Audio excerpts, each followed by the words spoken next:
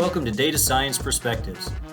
This series focuses on analytics and data science professionals from across industry to learn about how their career unfolded, what skills they look for when hiring, and what trends they think are coming next. I'm your host, Bill Franks. Let's get to it.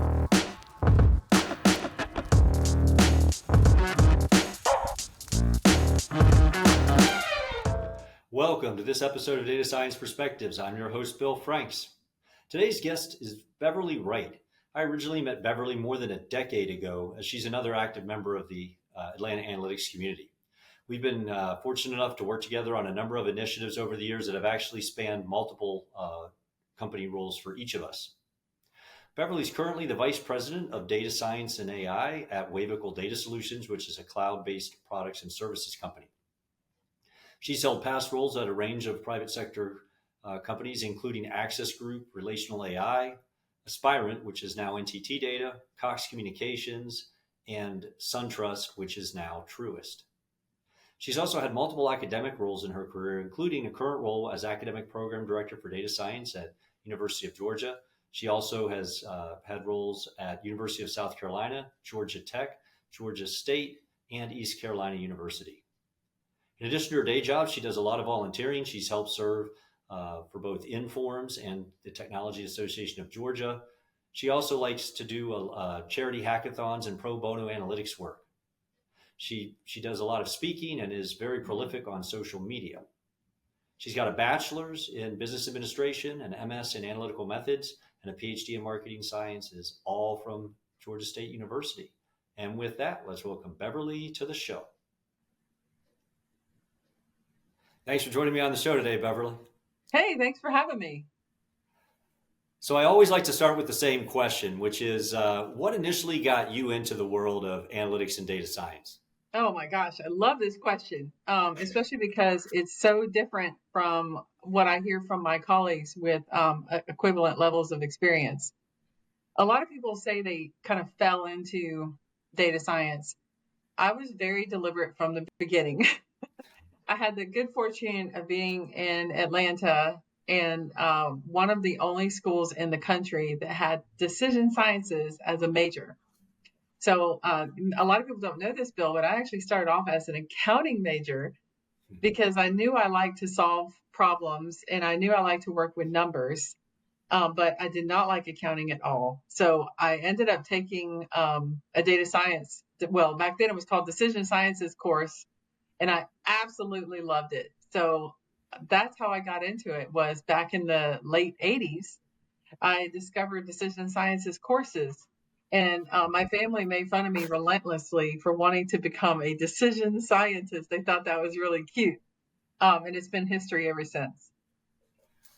What's interesting about that, terminology's changed so much over the years. I'd forgotten all about that term, decision science. That was a big thing, I think. So decision science, that was even before we got our advanced analytics and then our data mining and then our big data analytics and now our data science and now AI. I mean, it's been an evolution.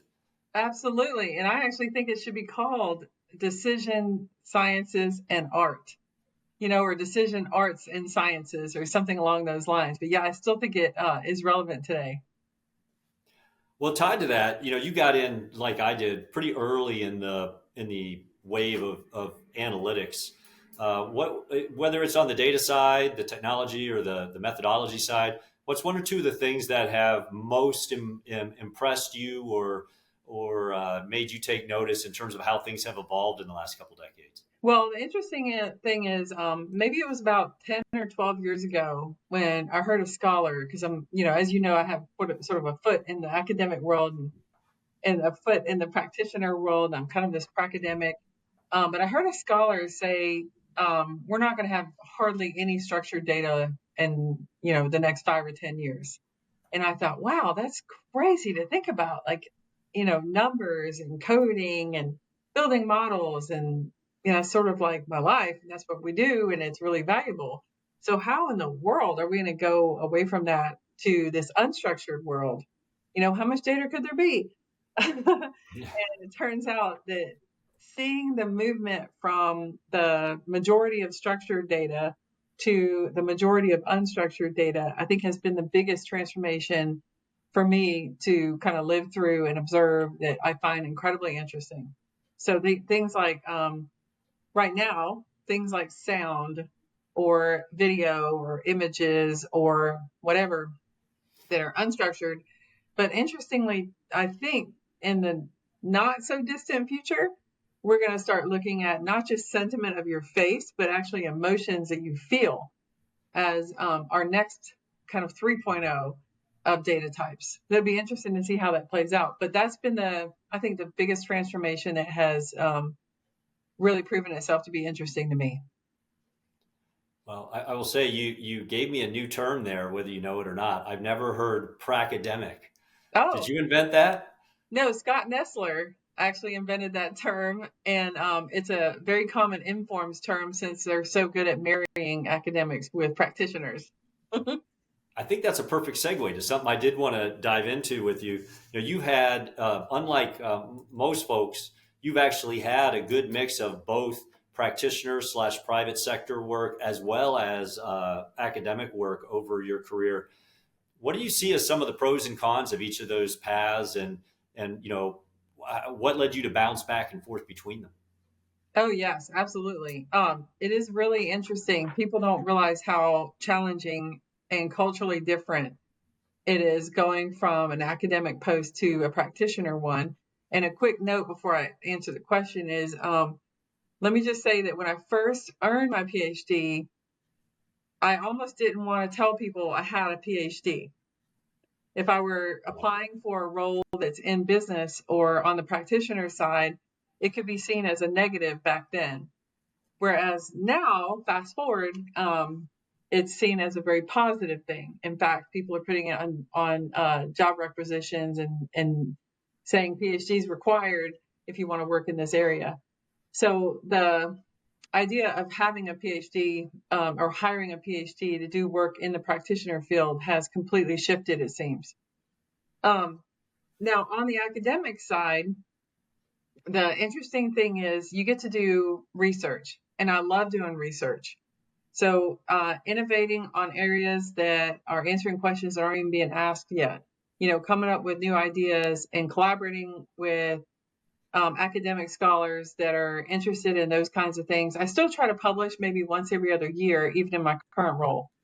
Um, but being able to get paid for doing that, that's a part of your job is to publish is really interesting. The other thing that's really interesting is bringing up the next, right? So you never know who's sitting in your class, and you could be teaching a framework and a methodology to someone that goes on to become a senior AI leader at a major corporation like Coca-Cola that is dominant in retail or CPG space.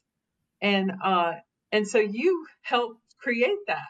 And so that's why it's kind of rewarding, especially if you think about instilling values that you hold dear into the next. So I'm a real big proponent of ethical, responsible AI, as you know, Bill, and I serve on Emory's board for Center of Ethics. And as part of that, being able to instill those values into the next generation and hopefully have that, feed into a larger corporation with that level of influence if they get, they end up um, sort of moving into higher level positions. That's the second thing that's really rewarding is to be able to do that on the academic setting. Now, on the practitioner side, though, I've even heard Tom Davenport himself talk about how he gets a little jealous in that practitioners are where the rubber hits the road. You're solving the actual problems. You're not just talking about it or writing about it or thinking about it, but you're solving real problems for real people in real companies, that have real impact.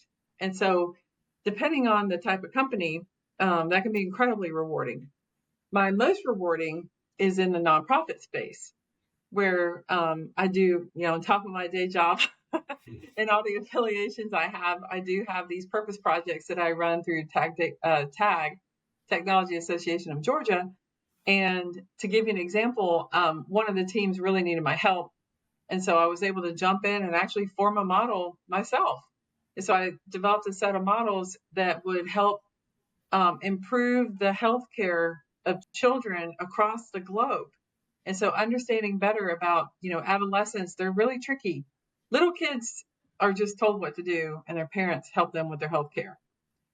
Adults are adults, they're on their own. But adolescents are tricky. And so how do you get an adolescent to use their nebulizer or take their meds or make sure they do these sorts of things to take care of themselves from a health standpoint? And so I helped this project for a nonprofit that supports the healthcare of children and adolescents. And by doing that, it's super rewarding to see the impact. And that impact, corporately, that could be the impact of earning a bunch of money or saving a lot of money. It's usually about money. In the nonprofit space, it's usually about quality of lives or even lives themselves. So I would say the biggest benefit from the practitioner side is seeing the actual impact that result from the models. And secondly is to be able to develop new types of models that are more applicable to a particular business problem. You go into a business problem, turns out you need to develop a multi-chain Monte Carlo, then you develop a multi-chain Monte Carlo if that's what is needed for the business problem. So I would say those are the two pros from a practitioner standpoint and the two pros from an academic standpoint. Good stuff. So you mentioned your volunteer work and some of the nonprofit work that you do. How do you, I guess, what draws you over there? But then how do you find time to do it? Especially because I know you're busy with all these other things. What advice to someone else who's thinking about that they'd like to get into, some pro bono analytics or some of the hackathons I know you're involved in? How do you make that time and do you get your employers to also, officially sanction that time, or is it totally on your own? Yeah. Great question. So our company has a nonprofit kind of arm to it. And thank goodness, because they do support the nonprofit causes. But one thing you can do is have a conversation about what are your top concerns? What are your top causes or interests? If you could benefit the world in one way, what would it be? And so for companies like the Home Depot, as an example, they're really big on veterans. And so they're always focused on, those kinds of things. And so if you're flexible as a person, like I'm very flexible, I've worked with organizations that fight addiction and fuel recovery, that anti-human trafficking, home security, food security. Like I'll help whoever, as long as it's helping other people. I'll pretty much try to help whatever I can. So if you're flexible and you can align with your company, that's ideal. Secondly, you got to make it somehow benefit your company. So right now I work for a consulting firm, and a consulting firm is always looking to get their name out there for visibility and positioning. So if there's a way I can leverage my nonprofit work and have it also provide visibility and positioning for my company, that's ideal. Now, that's not why I do it. I would do it anyway. But if it can benefit my company, then it's definitely less of an uphill battle. And then thirdly, after, you can't do this right away. You have to kind of garner respect, and you have to know your stuff, and you have to have been in the trenches, if you will. But after a period of time, you just have to get really good leaders. You have to get really good leaders. So to give you an example, I run a competition, as you know, Bill, that used to be called Master Modeler Competition. We're going to probably rebrand it next year. But Master Modeler Competition in 2024, I barely did anything. Even though I've run it numerous times, I barely had to do anything because I had Kathleen Rouse, I had Selma Dojic, who works at Carter's. I had Shannon Harlow, who's at Cox Automotive. I had, I know I'm going to forget somebody, Melissa Salza, who's at Emory Healthcare. I have these leaders that are, I'm just sort of at the top, if you will, and they're following me, but it's really them doing the work. Yeah. So I'm only there to direct and guide at a certain point. You can't do that right out of the gate. You kind of have to earn your stripes, if you will. But that's another way is, get your employer on board, align with their values, find good leaders, and lastly, I'd say find something that you're passionate about enough that you're willing to do it on a Saturday. It's not uncommon for me to start digging into my nonprofit work on a Saturday or on a Sunday, even, or in the evenings. Like I sort of have a 9 to 5 and a 5 to 9. But as much as you can, try to work it into your life and even your personal life. If you can find a way to make it where it's an enjoyable event that you do with your family or with your friends, or if there's a way that you can connect it that way, it becomes less of a chore and it's more of a enjoyable thing. I think that one piece of advice you had that resonated with me is, getting it to where it also benefits your company somehow to have you participate. Right. That's what I did when I was in consulting a lot. I made the case of, look, this event that I'm going to go support. I'm not there in an official capacity for the company per se, Right. but my bio is going to be out. I'm going to be, everyone's going to know where I work, and if the event goes well or if my talk goes well, then everybody in that audience knows where they can find me, and it's at your company. And so I think Exactly. if you're on consulting, even if you're a consumer face and you mentioned Home Depot, you work at a Home Depot, they need their name out in front of people. So, it's good for them if other businesses or just even citizens involved in the competitions see that they're involved in such things. So I think there's most organizations you could work that angle. You could think of an extreme, like you're a business to business chemicals company in a specialty field. Maybe it'd be a little harder to convince somebody there, but I see enough people do it. I think people shouldn't be disheartened. I guess I would encourage them to give it a go if they're interested. Yeah, for sure. And sometimes you find mentors that way as well. That the people that you work with, like I have a chief data officer at a major financial services institution that's headquartered in, I believe it's Ohio. And he helped me choose. He came to me and said, like, I have this nonprofit that would love to get your help. They saw your post on LinkedIn. They'd love to get your help. And so he helped us choose our next nonprofit. And we worked with them all through the summer project. And he's forever grateful for that. So now he has a more of a propensity. It's just relationship building. Yeah. He has a more propensity to want to work with us because he knows that that's part of our value system. You mentioned relationships. One thing I know that I've always felt you do a good job at and are very diligent about is your social media, getting all of these various activities out on social media so people can see what's going on. Any tips or tricks you found work well, in particular, say on LinkedIn for maybe folks that are trying to figure out how to most effectively use that platform to get visibility for themselves, their company, and their activities? Yeah, I'm not an expert at all, but I will say a couple of things. Number one, find someone that you want to model yourself after. Find someone, I mean, you still want to be unique, obviously, but find a person that you kind of look to say, like, I like the way they post, and also find people that have big followings that do things that you would never want to do. Like I have a colleague who posts on a regular basis, and it seems like everything he posts is around politics. Like, I'm not going to do that. Or it's something that upsets people. It gets them thinking, and it's so upsetting that he gets a lot of engagement. So that's the anti Beverly. Yeah. So think about what you want to be, and think about what you don't want to be, and you can kind of model yourself based on that. But the second piece of advice is have a vision statement. I know that doesn't sound like I'm talking about social media, because social media, I can say, like, make sure you post on a Tuesday at 10 a.m. and always talk Right. about, and always have an authentic picture. And there's all these recipes. But there are some people that just literally post a black background with white writing, and it says like a sentence, and they get lots of likes, lots of engagement. But I think it's more about the authenticity of having your own vision statement. And you should have it. If you don't have it memorized, it's probably too long. But try to have it memorized. Keep it in the notes of your phone. I'll tell you mine right now is I'm all about elevating data science and AI, stimulating innovation, encouraging collaboration, while doing as much good as possible. And those are my 4 pillars. I try to make everything I do, my day job, my work at University of Georgia, my volunteer activities, Like everything that's professional, I try to center around those four pillars of elevating data science and AI, stimulating innovation, encouraging collaboration while doing as much good as possible.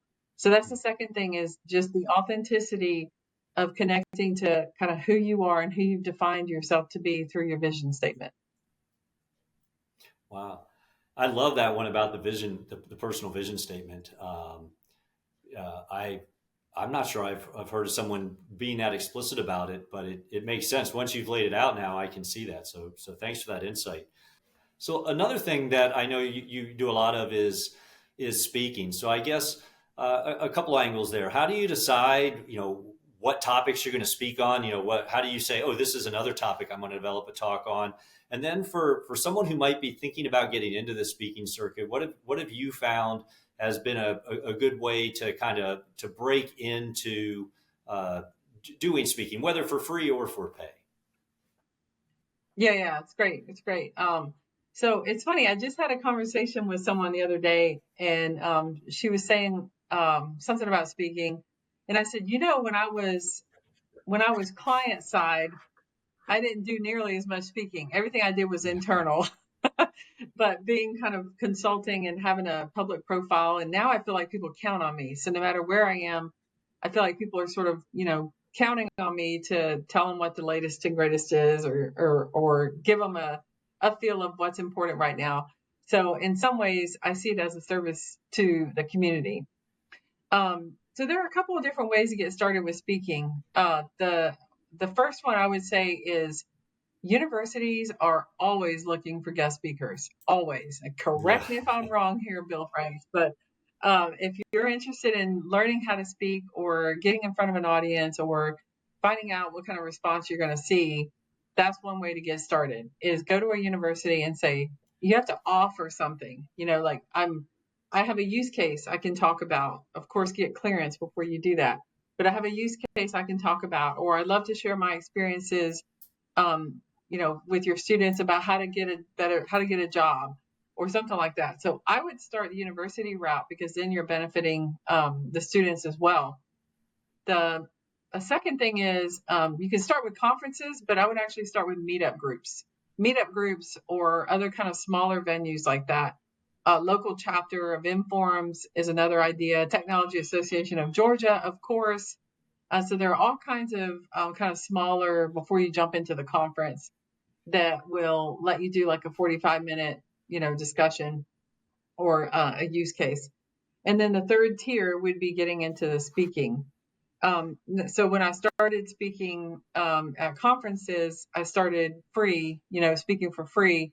And now I'm in sort of that next tier of I'm usually a paid speaker, but because I work for a vendor company, the payment is a little bit different. Like a lot of times, the company has to pay to get to speak, and I've been very fortunate, like incredibly fortunate, to get invited to MC or to speak at different venues, not having to pay. They won't necessarily pay you if you're at a vendor company, but a lot of times they will bring you in as a speaker for free if you have something to really offer. So again, it gets kind of back to, your vision and what you see as and what's important. For me, I'm always trying to talk about certain types of things, like how to build ethical AI systems and how to keep a pulse on what's considered responsible and what kind of regulations are happening. And so those are the things that interest me, that I feel a dire need to communicate to the community. And so that's why, I kind of make it part of my plan. To And then you had a part two to No, your I think question. that was you hit it. I was going to say I'll second Okay. two of your points. The one is, if you just get out and speak somewhere, what typically happens then, someone in that audience, if they enjoyed your talk, might say, hey, can you come talk to my class at university, or to my company if they're in the audience at a meetup? And I find, and you probably do as well, a lot of the speaking engagements I get are actually a direct result of a past one that I gave. So it's somebody goes, hey, I saw Yeah. you at such and such. Could you come do a similar talk here? So it's like a lot of things in life. You just got to get out and get started. Um, the other thing, Yeah. you Well, mentioned the have your company pay for a slot. I remember my favorite story there years back. I went to our media team and just said, "Hey, I'm going to be doing a Harvard Business Review asked me to do a webinar. I'm going to do that in 3 weeks, just so you know, et cetera. And they freaked out. Oh my God, those are like $50,000. We can't afford that. And I said, no, you're misunderstanding. I'm the guest. I'm doing it for free. Someone else is paying the $50,000 to sponsor the session.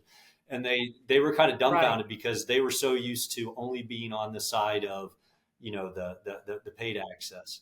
Having to pay. Yeah, exactly. Yeah. There's an AI conference coming up, and I've been asked to MC, and my company's not sponsoring. I mean, they may end up sponsoring, right, eventually, but they're not planning to sponsor. So but those are tough. I mean, when students talk to me about speaking, and there's a fresh student with maybe 2 years of internship experience, and they went straight from an undergrad straight from an undergrad to a master's program, and they want to get out and start speaking, it's tough to just go directly into conferences. You don't really want to do that to yourself either. You kind of want to build an escalation plan of how do I go about doing this. Another way, just a quick additional tip, is if you're academically qualified and you have the credentials, you can also teach adjunct. An adjunct professor they don't make a ton of money, but they could do an adjunct appointment, and even though it's not presenting per se, you still get experience explaining concepts and thoughts to people and having them receive them and digest them. And so it's still really good experience. Also, especially if you're dealing with like continuing ed or professional ed or executive ed at a university like Emory used to have a Saturday, and maybe they still do, but I'm not a part of it anymore. But they used to have a Saturday class at Emory Continuing Education about big data. You remember when we all called it big data, Bill? And it's part of their big data certificate. And so I taught in that program. And just from that program, where I think I taught there maybe 3 or 4 years, I've had so many people reach out and say, can you come speak? Because they saw me in that program. So your students do eventually graduate and go into leadership roles and ask you to come back and talk in other venues. But that's another way, is to take on an adjunct appointment. Well, before we run out of time, one last question. You've made a lot of references, obviously, to students and helping students. So if you could give, maybe one quick piece of advice to a student who's wanting to get into the field of data and analytics today, what would that be? Pique your curiosity. Tap into your curiosity. That's one of the biggest things that employers are looking for, is your curiosity. And if you don't have curiosity and you're going into this field because it pays well, or because someone said it was secure, or it's a good idea because of X, Y, and Z, and it's the future, it's probably not the right place. But if you're really into it and you're passionate about it, you should be naturally curious. So don't let your curiosity get sort of squandered. Make sure you build into that and lean into your curiosity, because that's gonna help you with. It has been so beneficial to me in so many different ways. I wonder what would happen if I moved the data like this. I wonder what would happen if I looked at it from this perspective. I wonder what would happen if I tried this model instead. I wonder what would happen if this question were asked in a different way. So the curiosity, I would say, just, try to pique it. And I know you said one piece, but the other one is just like, you have to be flexible. You have to be flexible and constantly learning. But the flexibility is you're in a dynamic field, and you graduate, you're not going to go directly into doing exactly what you want to do. It's going to take time. And who would have thought that we were going to be talking about, language in such an intense manner? Like, who would have thought there was such thing as hands-free coding? And so the systems that are in place today are probably not what was taught in school even 10 years ago. So just make sure you stay flexible and curious. All right. Well, I know you've taken a lot of time from your day to day, so thanks so much for volunteering to share some of your insights with everyone, and I appreciate having you on the show. Thank you so much, Bill Franks, for having me on your talk.